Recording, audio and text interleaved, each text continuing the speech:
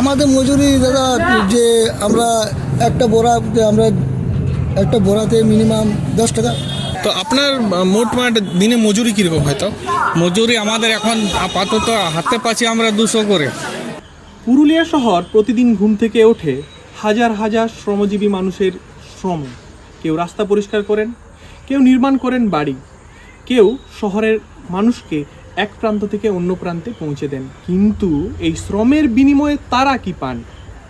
নিরাপদ কর্মসংস্থান, নিয়মিত মজুরি, সামাজিক সুরক্ষা। এখন আমাদেরকে নিজের মধ্যে যা কাজ করে যা যদি কিছু বাঁচাতে পারি তো সেটার মধ্যে আমাদের চলতে হবে, বাকি তো কেউ আর আগে পেছনে কেউ নাই। কিছু বাড়াবার ব্যবস্থা হবে। দেখুন আজ কতদিন ধরে আমরা এই অবস্থায় পড়ে আছি, কিন্তু কেউ আর খোঁজ খবর নিতে আসছে না যে কি আমরা করব কি নাই, কিছু আমরা কারো মাথাও পাচ্ছি না যে ওর মাথা ধরে চলবো বলে। ওই যেটুকু সরকারি স্কুলে যে পড়িল বাকি আর উপরে তার বিচার পড়াতে পারে না। 8 পাস বহুত জোর মাধ্যমিক পাস তো যেতে যায়। কতজন আছেন আপনার মোট? আমরা এখন মনে হয় টোটাল 17 জন না। বেতনে বৃদ্ধির একটা দাবি আছে। দ্বিতীয় আছে আমাদের যে সরঞ্জাম, যে আমাদের যে জিনিসগুলো প্রয়োজন আছে পৌরসভায় কাজ করার জন্য, সেইগুলো সঠিক মতো সাপ্লাই নাই এখন, যার জন্য আমাদের কাজ করতে আমাদের অসুবিধা হচ্ছে।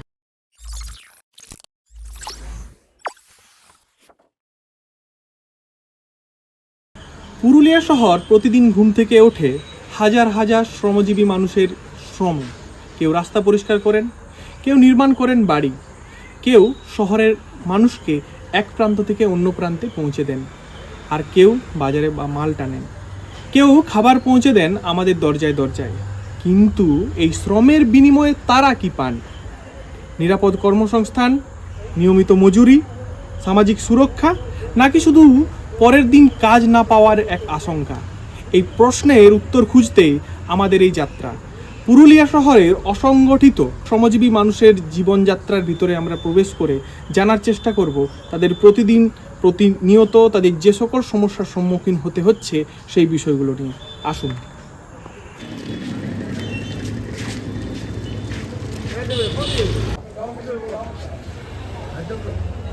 আপনি কি কাজ করেন মূলত? মোটার কাজ করি। কিসে? মোটার কাজ। এটা কি কাজ হয় তাতে? ও আলু বোয়া আলু বোয়া বই। কতদিন ধরে করছেন আপনি এই কাজ? মিলতে না পাচ্ছি কোনো দিন হলো না। তাও মোটামুটি কত বছর? কত 3-4 বছর ধরে আপনি কাজ করছেন। এর আগে কোথায় কাজ করতেন? আগে না কাজ করতে, আগে ঘরে দেখতো, ঘরে থাকি। কাজ করতাম। আগে ঘরে থাকেন? ঘরে থাকি। আচ্ছা, আপনি আপনার বাড়িতে কে আছে? মা আছে, বাপ আছে। আচ্ছা, আপনি বিবাহিত?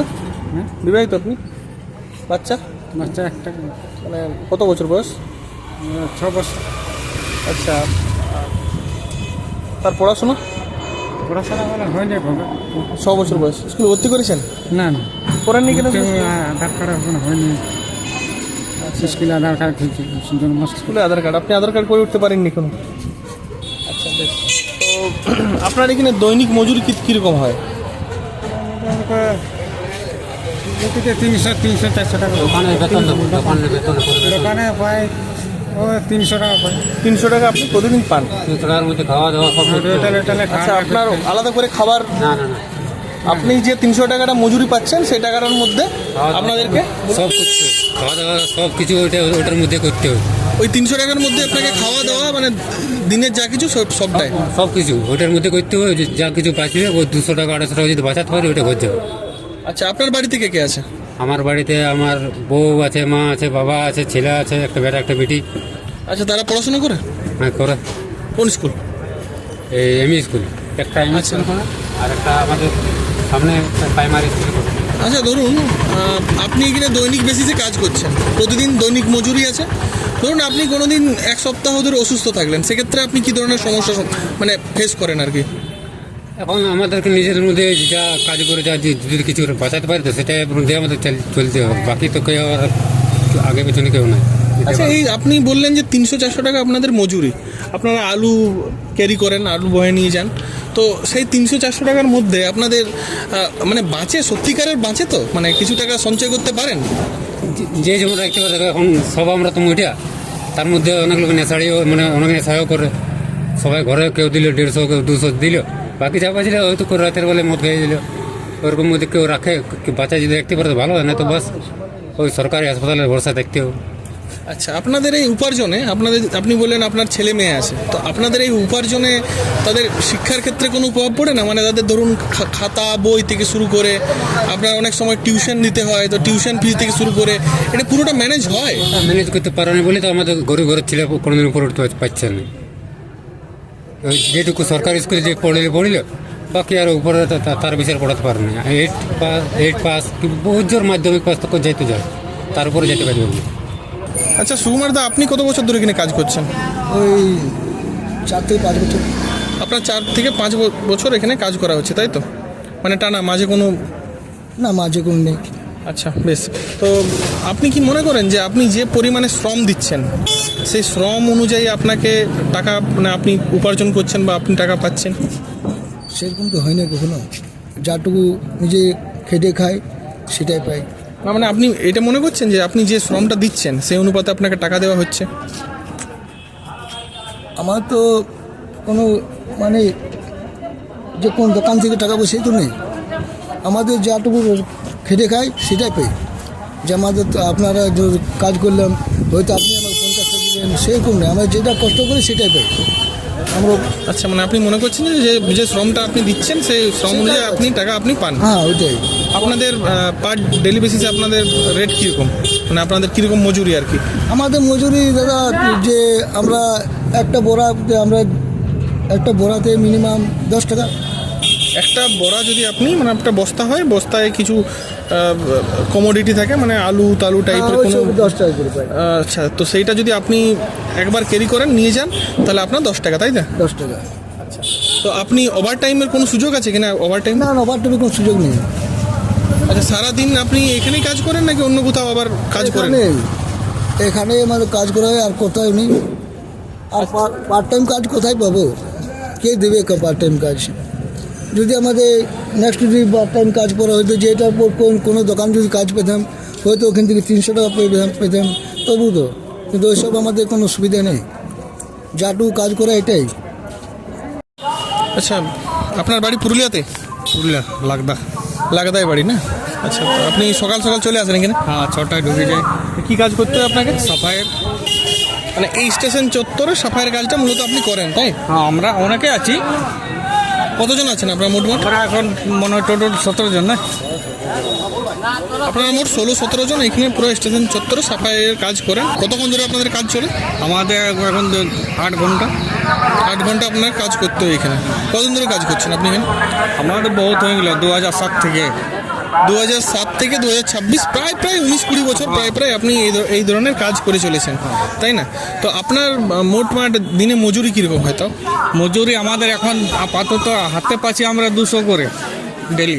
মানে 8 ঘন্টায় 200 টাকা? হ্যাঁ, আর টোটাল মানে 10 জনের বেতন ঢুকছে, ওইটা আমরা 17 জন ভাগ করে নিচ্ছি। 10 জনের একসাথে টাকা ঢুকে হ্যাঁ। এবং সেটা আপনারা 17 জন মিলে ভাগ করে নেন, তাই তো? ওইটা হাতে 200, হ্যাঁ, ডেলি 200 করে গড়ে পড়ে। আচ্ছা, আপনি মনে করছেন যে পরিমাণে আপনাকে শ্রম দিতে হচ্ছে এখানে, সেই অনুপাতে আপনি এখানে আপনার যে মজুরিটা পাচ্ছেন? মজুরি দেখো, যেটা এখন পাচ্ছে ওইটাতে এখন মিলেমিশে অনেক ছেলে বলছে বাড়িয়ে গেছে, তো ওই জন্য আমরা ওইটাই খুব মিলাই খাচ্ছি। কিছু বাড়াবার ব্যবস্থা হবে?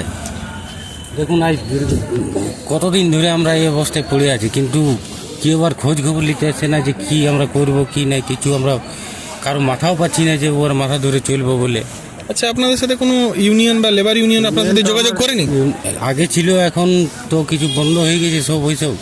তো বলছে আমাদেরকে ইউনিয়ন করতে, তো আমরা নিজের থেকে ভাবছি দেখে শুনে যে কি করব কি নাই। আচ্ছা, আগে ছিল বলতে আগে অন্য 15 বছর আগে ছিল। সময় ছিল 15 বছর রাজ করলো না, 25 বছর তখন ছিল প্রথম দিকে।